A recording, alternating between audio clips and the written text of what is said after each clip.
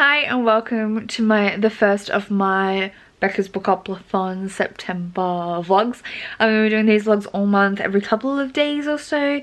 So I don't know how many they'll end up being. Just keep an eye out. Every couple of days there should be a new one. 3 to 5 days, I think. And I just, technically we haven't started the month yet. It's Monday night, last day in August. But I wanted to set you up with how I'm set up. So, plus I also look not atrocious, whereas, you know me, first thing in the morning, I don't look great. So I thought I'd come check in with you while my hair's like up and my face is clean and I'm wearing clothes, not pajamas. Anyway, earlier today, I did my roles for the first day of BookoplAthon. If you didn't know, I posted about this on Twitter, but I'm doing what I'm calling the chaos version of Becca's Bookoplethon.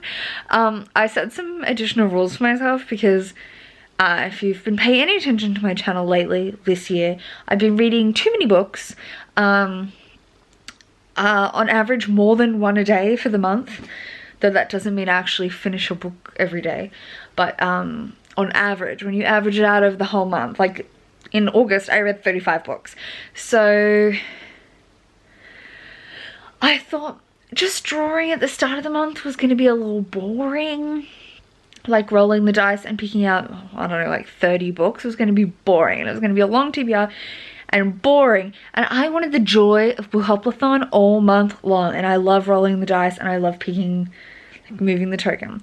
So I decided to play. How I'm playing is every day I'm doing a roll. So the first day, I normally have one audiobook and one physical book on the go at any time. So the first day, which is like I rolled today for tomorrow, so I'm always rolling a day ahead because I thought that was like a bit brainier. So I'll be rolling for every single day of the month, but like the day before. And the first day I'm rolling two things, I'm rolling a minimum of 2 times. One for a physical book, one for an audiobook, and then every day after that I'm rolling at least once. Doubles mean we roll again on the same day. So that's how I'm making doubles an actual challenge for me. And then the other thing is, if I land on a space that I can't complete with, say, an audiobook or an physical read, like if I can't complete it with the one that I'm meant to be picking that round, so I start the roll and I'm like, this is for an audiobook. If I roll and the thing I can't fill with an audiobook, I have to still use that prompt, and then I have to roll again until I get the one I need, if that makes sense. And then if I run out of either format, I have to roll again that day, and that doesn't count as the roll for the day. That's a bonus one, which I have to do. And so that's kind of how we're playing. This is such a chaotic description. If you want a like concise version, check my Twitter. I'm also doing live rolls throughout the month on Twitter. Like each time I roll, they're going up on Twitter on the day. So if you're wanting to know what I'm reading throughout the month, go check out there. I'm doing my rolls there, but I will also be inserting the clips into this video. So if you don't want to if you're not on Twitter, or you don't want to be keeping up with me on Twitter, feel free to just watch the videos. They will be all in these videos. But anyway, I've done my rolls for day 1. So let me show you how I went. Alright, so if you wanted to see the rules of how I'm playing Bookopoly this month, you can check out the thread, but this is my first roll of the first day. Hopefully most days we'll only have 1, but today we'll have at least 2. And this roll is for a physical read. So we have a 6 and a 4, which is a 10. 1, 2, 3, 4, 5, 6, 7, 8, 9, 10, which is a TBR game. So obviously first up for my physical read roll for day 1, we got TBR game. So I decided to play Gavin's TBR game, which is Play Your TBR Right. I think is one of the easier TBR games to mimic myself. Like, a lot of TBR games require a lot of setup, and I wanted something I could kind of play really easily. So I decided to pick this, and you'll see my outcome now. Alright, so for my first roll, we got a TBR game. So we're doing Gavin's deck of TBR, if it wasn't immediately obvious from the cards right in the center. But we're comparing King of Scars by Lee Bardugo to Kingdom of Souls by Rena Barron, because both have a super similar font, especially when you look at the spines, and they were sitting right next to each other on my shelf, and I've been like eyeing them off as a pair for a while. So I would happily read either of these, but they kind of seem like a pair at the moment to me where they've been sitting on my shelf. So that's why we're going to compare these guys. So our first flip is a 9 of diamonds. So we're going to go lower. Oh, and it was a 7. Alright, higher. Oh, it was a 3. Alright, so we're reading King of Scars for our first pick of the Bookoplethon. The remaining cards were a King and the Joker. So we're reading King of Scars. So I ended up picking King of Scars by Lee Bardugo as my first read. Obviously, I've had this for a while. I still haven't read it. I even have 2 copies because I got a signed one in a giveaway through Timmix. I have been meaning to get to this for ages, but it's just like dropped off my priority list. It's 500 pages, which it's achievable. We can do it. We're not trying to read this in 24 hours. We've got like 48 hours to read this. So, to stay on track. So, that is book number 1 for the readathon, for the challenge TBR game. And then for roll number 2, we were rolling for an audiobook. So, here's the roll. This is roll 2. And this is for an audiobook, hopefully. But if we land on a spot I can't do an audiobook, we'll have to roll another one for an audiobook. And that is an 8. 1, 2, 3, 4, 5, 6, 7, 8. Young adult. We can definitely do that on an audiobook. And as you can see, we landed on young adult, and I had a bit of a play around. I wasn't sure what I was going to pick for this. I had quite a few options, obviously.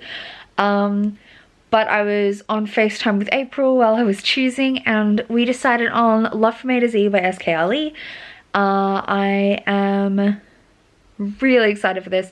I do prefer contemporaries in audiobook format than anything else. And I think I prefer contemporaries in audiobook format. Like, they're my favorite audiobooks, but their audiobooks are also my favorite way to consume contemporaries, if that makes sense, both ways. And so I'm really excited to try this out, see what I think of it. I think I will really like it. I should also say, I'm also participating in Not Safe for Workathon, but I'm just filling in prompts throughout the month as we go. So, King of Scars is going to count for Golden Showers, reading a book with gold on the cover, obviously. And then Love From A to Z is going to stand in for 2 Girls, 1 Cup, which is a read a book recommended by 2+ people. April and Sargent are my 2 people who have been raving about this book, but also Fardal love this book, so that's 3 people. And I'm sure there are others. But I'm very excited to read it, so it fills in for the reading a book recommended by 2 or more people. So they're my 2 fills in for Not Safe for Workathon for now, and I will update you as I fill in more books on that. There's obviously way less prompts than books I will read in a month for Not Safe for Workathon, and a lot of the prompts are pretty relaxed. So we'll see how it goes. I will check in with you tomorrow when I start King of Scars and Love From A to Z. Like, when the readathon's actually begun, not just me planning things in my head in advance. Hold on. It is 2:45 Tuesday afternoon. I've been doing some work. I've been doing a bit of reading while I was doing some work. I just stopped for lunch and I was talking to my mom, and I'm about to kick back into work for a little bit before I have to go run some errands. But I am currently 80 pages into King of Scars. I came into this with incredibly low expectations because there's been such mixed reviews that I was not high hopes for this, but I'm currently really enjoying it. I do think it has long chapters, which means it has the potential to be slow, but I'm so determined to finish it in 2 days, and there is actually, like, it's broken into 2 parts right down the middle. So my goal is to get to the end of the first part by the end of tonight. And I'm already like a third of the way to that goal. And I haven't done the part of my day that has the most physical reading yet. So there's that. I've also been listening to Love from A to Z. And it is going well. I'm really enjoying it so far. We follow 2 characters. Zainab is a Muslim teen living in America, and her she's like an angry person, which I love, and her teacher is super Islamophobic and being awful in the classroom, and she gets suspended for kind of standing up to him. And so she goes to, where is she going to? Doha, to visit a family member to get like out of that space. And then we also follow Adam, who has a multiple sclerosis diagnosis, but he's currently feeling okay, but he's dealing with those like difficulties of having a like terminal illness. And he's also traveling from London to Doha. And they meet on the plane, and then it's gonna be a romance. So I'm really excited. They're just first interacting now in Doha is where I'm at. So we're working on that as well, hoping to get a bit further through while I do some more work. But I wanted to check in because I did this morning today's roll, like for tomorrow's book. We're rolling a day ahead, if you didn't figure that out. I think I mentioned that already. So I did day 2's roll earlier, and here's how it went. Alright, so it's officially day 1 of the BookoplAthon, and I'm going to be rolling for day 2's prompt. So we're currently on young adults, and we're rolling for an audiobook. We hope. So we've got to roll until we get an audiobook. So, and that's a 9. 1, 2, 3, 4, 5, 6, 7, 8, 9. Water.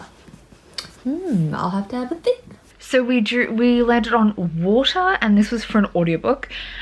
So I had to flick through my Scribd accounts and my Audible accounts, and I had a handful of options that I could pick from, but I ended up settling on The Light at the Bottom of the World by London Shah. I don't know much about the premise of this, but I'd heard vague good things, and some vague not so good things, like people who didn't enjoy it much. Like I know Fadwa didn't love it, but she thought her sister would. So like I like that kind of review. Like it wasn't for me, but I can see why people would love it.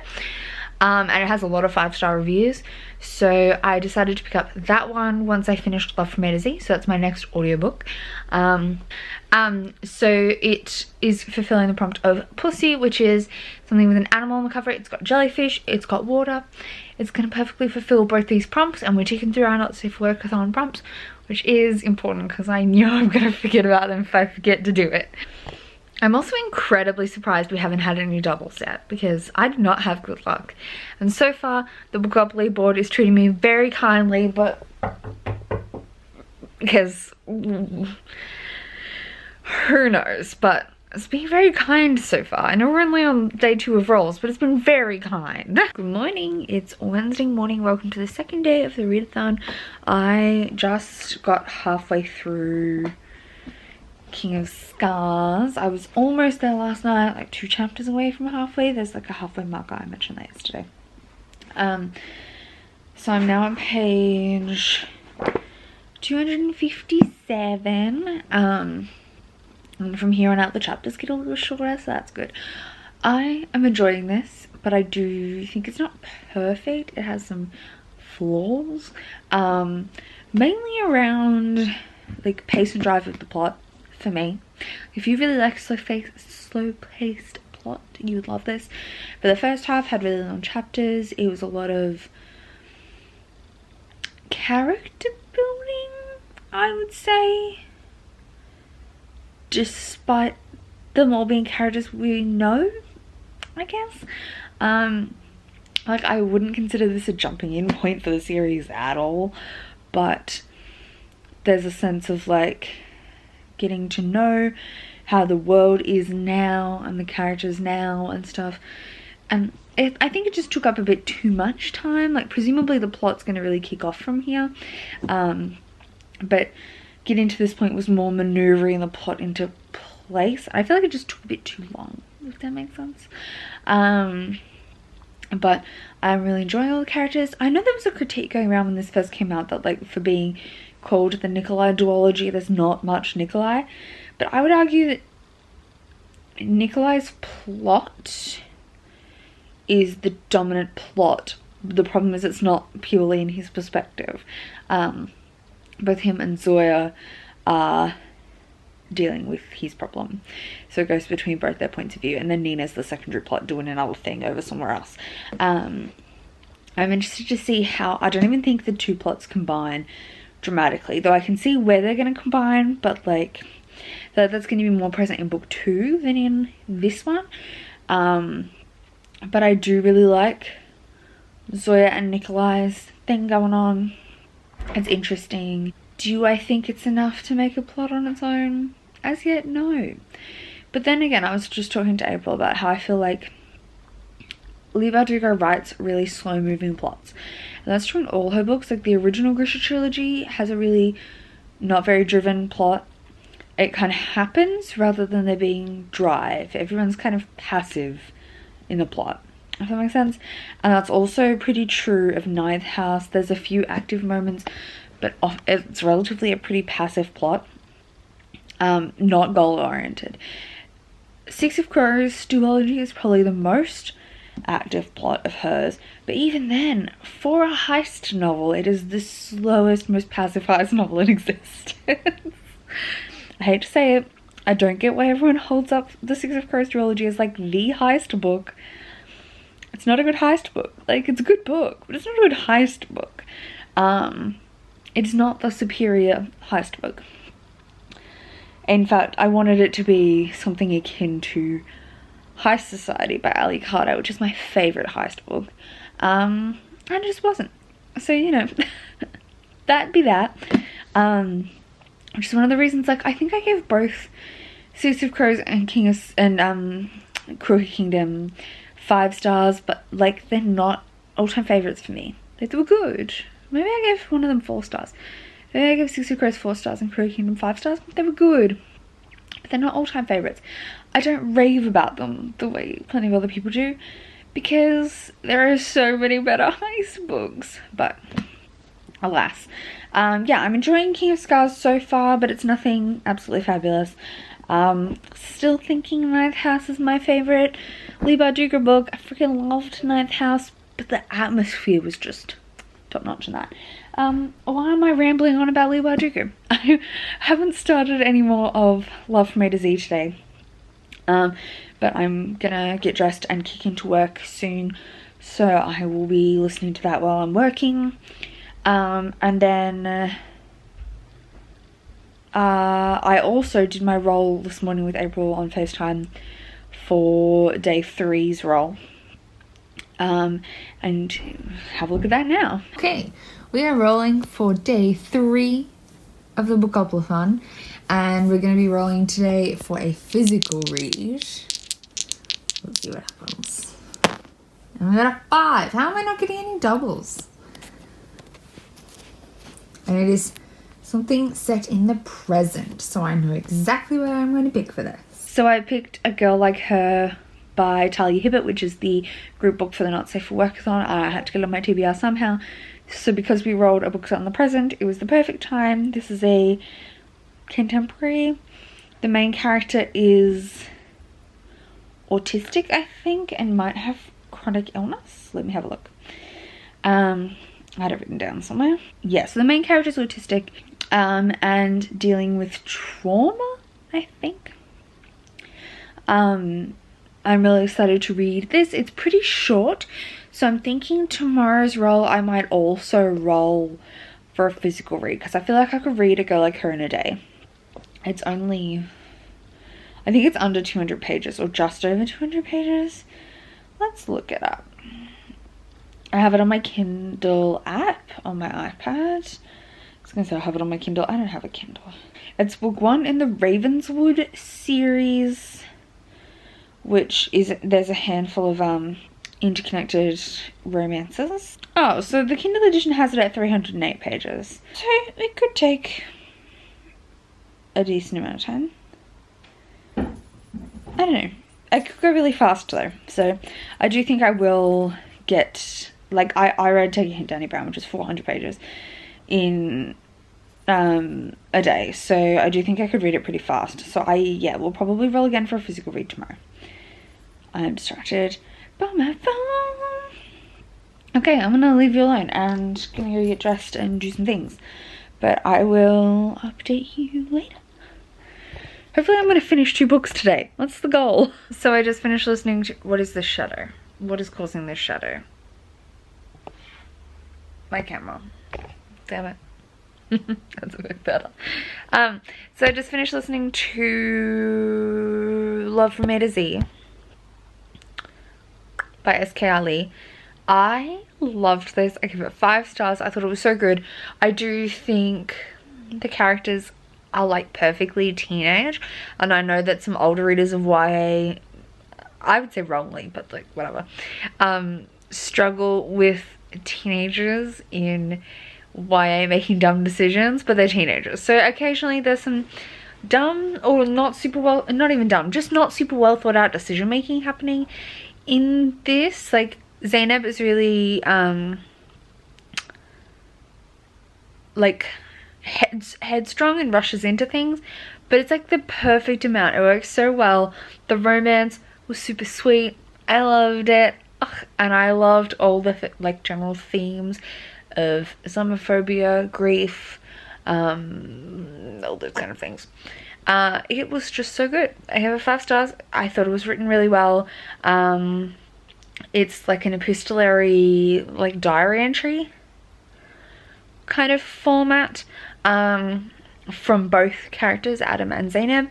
So Adam's dealing with MS, Zainab is dealing with a bunch of Islamophobia, and they meet in Doha, and it's so good.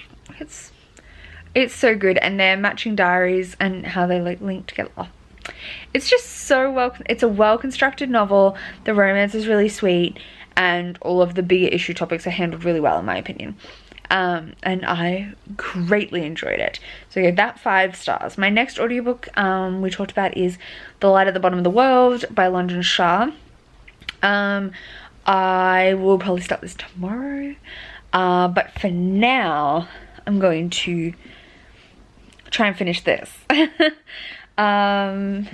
Yeah, there's like 250 pages left, but that's fine. We can do it, right? We're gonna try and do it.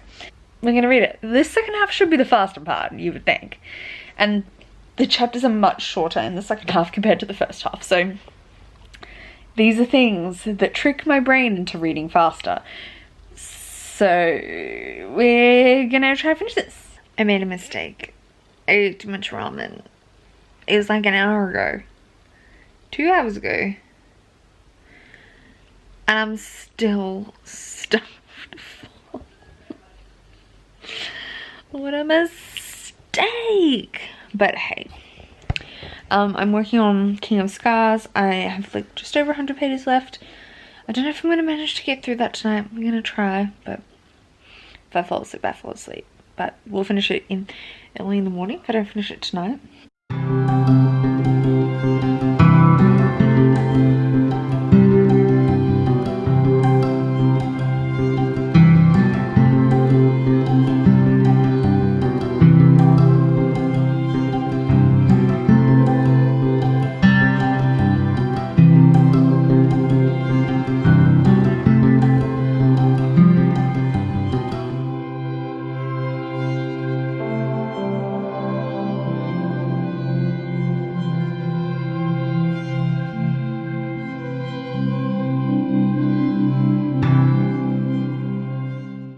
Right, so I just finished King of Scars. I ended up giving this a 4 stars. I did really enjoy it, but I don't think it was perfect by any means. It's definitely got a slow start, and I think it really lacks a driving plot that would make this really good. I don't hate the twist. I can understand why you might hate the twist, but I didn't hate it. I'm interested to see how it's going to play out in book 2. I love everything that's set up for book 2. I enjoyed Nina's plotline. it was a good time. I enjoyed my time reading it. Obviously I read it pretty fast. I mean, the readathon is motivating, but also I didn't take too long to get through this. And I'm proud of myself. I read it. Yeah, I enjoyed it. I don't have much else to say, and I'm trying to focus. Like, I just don't have that many thoughts on this, to be honest. I am really interested. I think when, what is it called? Rule of Wolves comes out, I will like read it straight away. I don't want to put it off now that like I'm in the next plot. Whereas like knowing this was the start of a new arc, like it took a while, like it was hard to convince myself to start it. But I think now that I've read this one, picking up book 2 is going to be easy. And I'm definitely going to do that like straight away when it comes out, I think. But yeah, I enjoyed this a lot. 4 stars, not 5 stars, but like definitely good. Anyway, I'm about to go to sleep. Tomorrow I'm going to work on A Girl Like Her by Talia Hibbert, and I'm hoping I can read it in one day. Watch me try. Alright, so I'm just about to go do dishes and then do some work while I listen to Light at the Bottom of the World. It is Thursday morning and I've drawn my next roll. Here it is. Okay, we are rolling for day 4 of the BookoplAthon. Today I think we'll do another physical read. And because yesterday's physical read was short and we're coming up to a weekend, and honestly I don't read that much audiobooks over the weekend. I don't think I'm going to finish my current audiobook until like I'll finish it right before the weekend, but then I'm not going to read an audiobook over the weekend. So we're doing another physical read. Okay. What's that? 11. 1, 2, 3, 4, 5, 6, 7, 8, 9, 10, 11. Small book, less than 300 pages. Gonna have to think about that. So Bookoply is still being super kind to me. I didn't get doubles again. I keep expecting to get doubles. Like, it's gotta happen at least. If we're rolling for 30 days, surely we have to get doubles at least like 5 times, right? Like, statistically it has to happen a decent amount. But no, I didn't roll the doubles. I rolled and landed on short book, which again is really kind. I ended up picking Kindred and Stardust by Archie K. Leah. I've been wanting to read this for a while. It's available on Script if you were interested in reading it. It's a sci-fi novella about a polyamorous triad, and I was recommended it from, what is her username at the moment? From Bex out of Bookish Bunny recommended this, and I am very excited to read it. I've had it saved on my Script saves for a while, but it just never fit in to anything. I never got around to it, but I'm getting around to it today, or maybe today, who knows. I've started this morning also A Girl Like Her by Talia Hibbert, which was my previous role, and I'm enjoying it so far, but I'm settling into the plot. There are a lot of mysteries. I'm a little confused, but I am enjoying it so far. I haven't really started. I'm a couple of chapters in, but it is also pretty short, so maybe I'll finish both today if I get in a big reading mood this evening, in which case I might have to roll again if I finish early enough, or I'll definitely be picking another physical read tomorrow. It's definitely on the cards, especially since I don't think The Light at the Bottom of the World is like an 11.5-hour audiobook. I don't think I'm gonna finish it today, so I won't be reading another audiobook this week. So I'm definitely gonna pick another physical book tomorrow. Hopefully that one's a little longer, or alternatively we get a bunch of doubles. I don't know, something. I kind of want to switch up. I want to feel behind so I have something to reach to. The pressure is not on yet because the book's been too kind to me. Yeah, I don't know. I don't know what to do. Anyway, I'm gonna go do these dishes, listen to this audiobook, and then do some work. Alrighty, so I realized I was gonna wrap up this vlog last night, but I didn't. So here we are. Last night I finished Girl Like Her. I tell you that we did it easily. I was even thinking I might have got through my next read, but it didn't happen because I got distracted. Oh, hi Gideon. Hello. Hello. But shit, I was talking, I was like, oh. So I finished A Girl Like Her. I really enjoyed it. I give it 4 stars. Talia Hibbert writes really good romance. I do think this wasn't quite as good as The Browns. It's just, that's fine. I think more in pacing and development. Like the chemistry was there. The smut is really good. But the pacing and development of the romance wasn't quite as good as her longer things. But this is a pretty short romance book. I mean, not short on like the scheme of romance books, but it's only 300 pages, whereas like, don't bite me. Whereas the Brown Sisters book's like 400 pages. And they just have a bit more natural build-up, I think. But maybe this is me being super dummy, because there were just a few times where it was like, I was like, you hardly know each other. Why are you going at it? Like, I think that's more me than anything. But I really liked the characters, and the situation they were all in was frustrating but fascinating, and it was really wholesome. The way that, like, one thing I really like about her romances is that even when there's relationship struggle between, like, in the romance, it's not like super dramatic.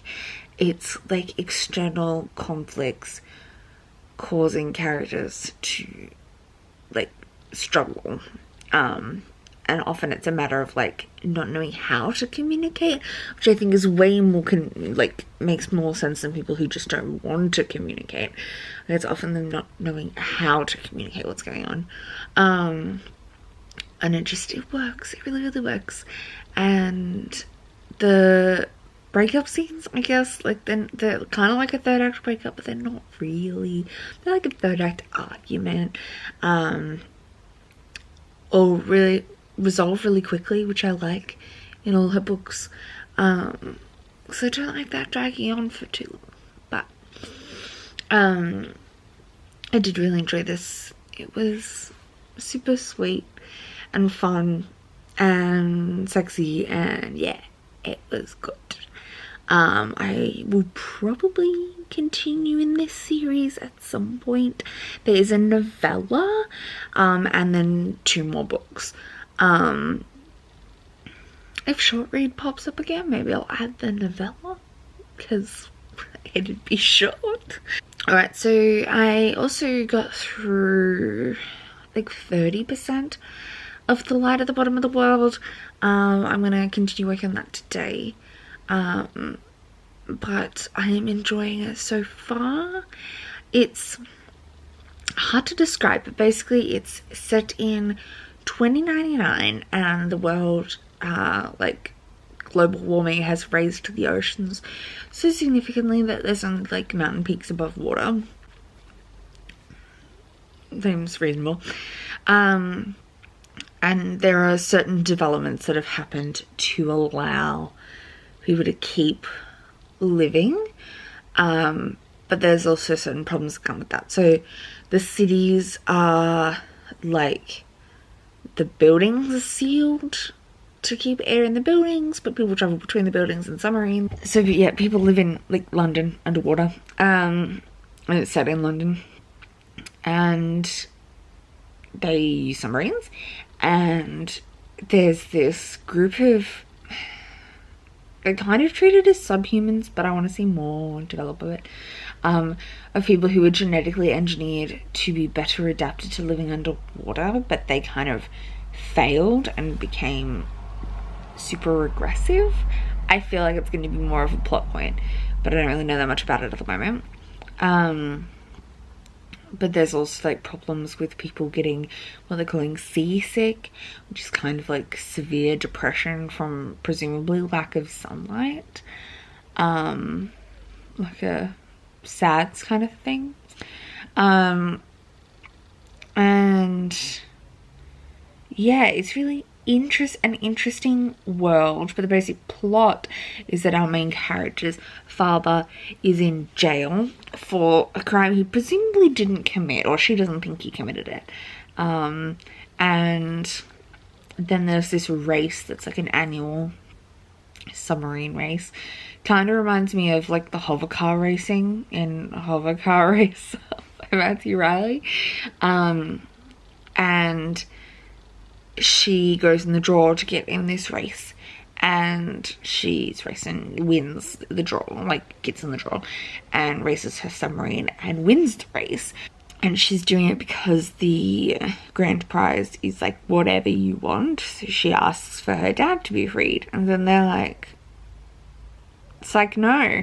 And that's kind of like the setup, and then we're going off, like that all happens in the first like third. And now we're going off from there of her being like, I'm gonna free my dad, you wrongly imprisoned him, blah blah blah, you know what I mean? So yeah, I'm enjoying it, but I don't really have strong feelings at the moment. I am interested to see how the plot develops, but I feel like I just got out of setup. It did take a while to like settle in and into the plot mainly. I also don't think our main character is super multi-dimensional. I should say that. She's a bit, I don't know. I just feel like I don't know much about her. She's Muslim, I believe. She's pretty headstrong.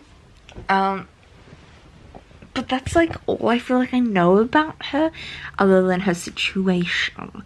I just really feel like I don't know her much yet. So I kind of want to see a bit more of that, but we'll see. Alright, so that's all for today's vlog. Was I think now's a good time to stop if we're doing like 2 a week-ish, and then I'll do a Friday, Saturday, Sunday vlog. So I'm where we're at. I'm about to start. I'm halfway through both that and my next read, but I'm not going to talk to you about it. I'll talk about it at the start of the next vlog. Is of Kindred and Stardust by Archer K. Leah, and I'm halfway through The Light at the Bottom of the World. So that's where we're at.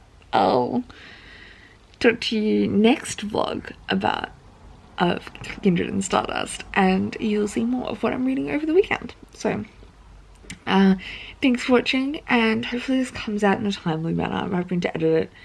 I've got my last vlog to edit today, but I'm hopeful to edit it tomorrow, so hopefully it's out in a timely manner. And I hope you're enjoying the Bookoplathon so far.